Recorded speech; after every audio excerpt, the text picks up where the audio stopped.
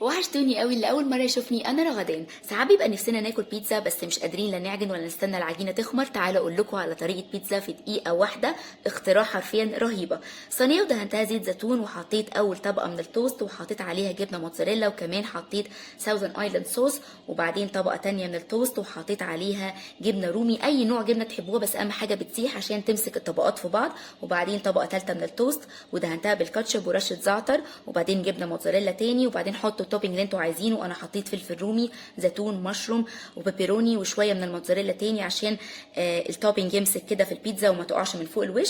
وبعدين رشه زعتر عشان يعني البيتزا يعني زعتر معروفه. وبعدين دخلتها في الفرن في الرف اللي في الوسط، ولعت من فوق وتحت تاخد تحميصه من تحت ولون شويه فوق والجبنه تسيح.